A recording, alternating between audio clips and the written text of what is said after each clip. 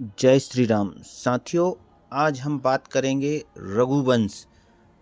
यह एक ऐसा ऐतिहासिक वंश है जिसकी संपूर्ण जानकारी आज हम हमारे इस वीडियो में आपको देंगे। यानी कि इक्ष्वाकु राजवंश 1000 ईसा पूर्व से 3064 ईसा पूर्व तक रहा है। यह भारत का प्राचीन क्षत्रिय कुल है जो भारत के सभी क्षत्रिय कुलों में सर्वश्रेष्ठ क्षत्रिय कुल माना जाता है।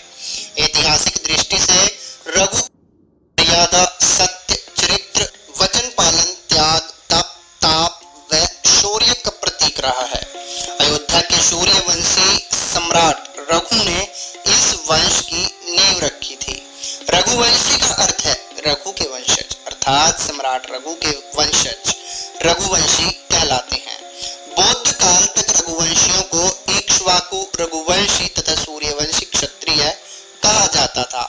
मूल रूप से यह वंश भगवान सूर्य के पुत्र वैवस्वत मनु से प्रारंभ हुआ था, जो सूर्य वंश, इक्ष्वाकु वंश, कुकुत्स वंश और रघुवंश नाम से जाना जाता है।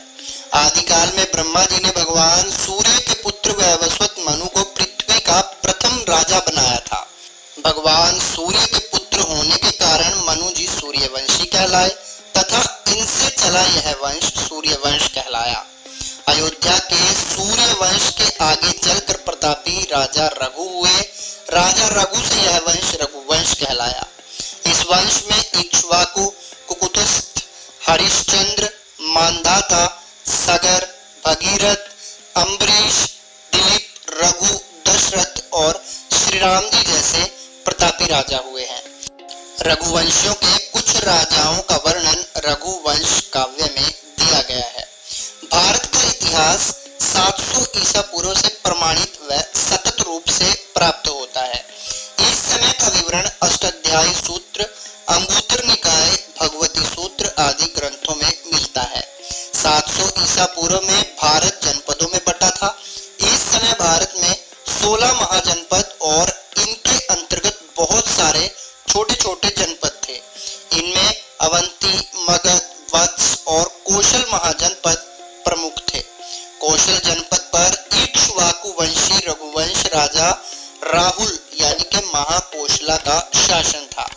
राजा राहुल महाकोशला ने काशी, लुम्बिनी, कपिलवस्तु, कोलिय आदि राज्यों को जीतकर एक विशाल साम्राज्य की स्थापना की थी। कौशल राज्य की राजधानी साकेत यानी कि अयोध्या थी। साकेत यानी कि अयोध्या, श्रावस्ती व वाराणसी कौशल राज्य के प्रमुख नगर थे। साकेत व श्रावस्ती दोनों नगर चारों ओर से चौड़ी चौड़ी दीवारों से घिरे थे। चारों दिशाओं में बड़े बड़े दरवाजे थे।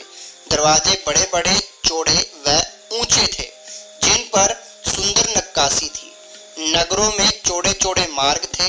जब रघुवंशी क्षत्रिय हाथी घोड़ों पर सवार होकर इन मार्गों पर निकलते थे तो रघुवंशी क्षत्रियों का वैभव देखते ही बनता था। इस समय के साहित्य में कौशल राज्य के वैभव का वर्णन मिलता है। वह इक्ष्वाकु रघुवंशी क्षत्रियों के उत्कर्ष की कहानी को व्यक्त करता है, जो यह बताने के लिए काफी है कि कौशल जनपद पर रघुवंशी क्षत्रियों का शासन बहुत पहले से रहा है। महाकोशला के बाद प्रसेनजित, क्षुद्रत, रणक, सुरत, सौमित्र, कौशल यानी कि अयोध्या के राजा हुए। सौमित्र कौशल यानी कि अयोध्या के अंतिम रघुवंशी राजा थे। मगध नंद वंश के शासक महापद्मनंद ने सौमित्र को हराकर राजा दशरथ रघुकुल के 63वें राजा थे और उनके बाद भगवान श्री राम, जो कि